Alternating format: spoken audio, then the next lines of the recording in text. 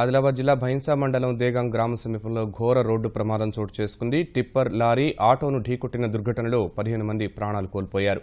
మృతుల్లో 7 చిన్నారులు ఉండటం కలచివేస్తోంది. అడెల్లి పోచమ్మకు మొక్కు తీర్చేందుకు ఆటోలో వెళ్తుండగా ప్రమాదం జరిగింది.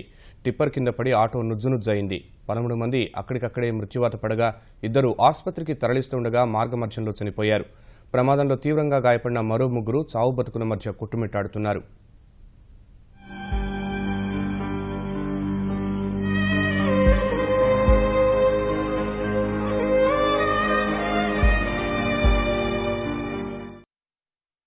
శనివారం అర్ధరాత్రి ఆదిలాబాద్ జిల్లా భైంసా మండలం దేగాం వద్ద పెను విషాదం చోటు చేసుకుంది. టిప్పర్ లారీ ఆటో ఢీకొట్టిన ప్రమాదంలో 15 మంది దుర్మరణం పాలయ్యారు. మృతులను మహారాష్ట్రలోని బోకర్ మండలం బల్లాడ్ గ్రామానికి చెందిన వారిగా గుర్తించారు. ప్రాణాలు కోల్పోయిన 15 మందిలో 8 మంది ఒకే కుటుంబ సభ్యులు. మృతుల్లో 7 ముక్కుపచ్చలారని చిన్నారులు ఉండడం హృదయాలను ద్రవింపజేస్తోంది.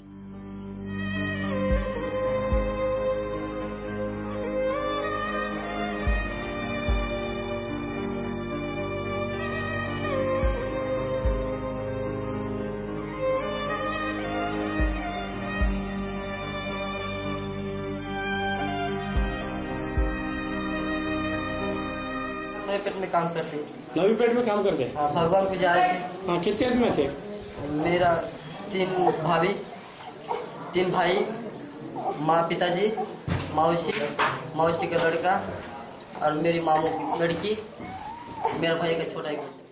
దుర్ఘటనలో దుర్మరణం పాలైన మృతులు నిజామాబాద్ జిల్లా నవీపేటలోని ఇటుకల బట్టీల్లో కూలీలుగా పనిచేస్తున్నారు.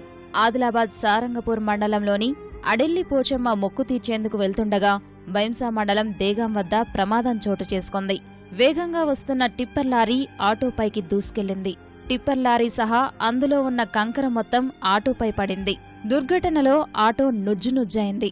ప్రమాదం జరిగిన ప్రదేశమంతా రక్తసిక్తమై బీతావహ పరిస్థితులు నెలకొన్నాయి. నవీపేట గ్రామం నుంచి ఒక కుటుంబ సభ్యులు అడెల్లి పోచమ్మ దేవతకు పోయే సందర్భంలో ఒక ఆటో మాట్లాడుకుని అందులో 15 మంది ఎక్కిపోతున్నారు.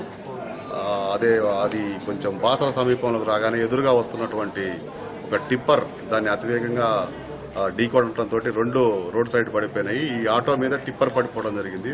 దాంతో ఇంజరీస్ ప్లస్ ఈ కంకర కూడా ఈ ఆటోలో ప్రయాణిస్తున్న ప్రయాణికుల మీద పడటం వల్ల వాళ్ళంతా మృతి చెందినారు. మృతి చెందిన వాళ్ళలో 8 మంది పెద్ద వ్యక్తులు ఉన్నారు. అందులో 5 ఆడవాళ్లు, 3 మగవాళ్లు, తర్వాత 1 సంవత్సరం నుంచి 3 సంవత్సరాలు ఉన్న పిల్లలు 6 ఉన్నారు. అందులో ఫీమేల్ చైల్డ్స్ 3, మేల్ చైల్డ్స్ 3 ఉన్నారు. మొత్తం రోడ్ క్లియర్ చేయడం జరిగింది.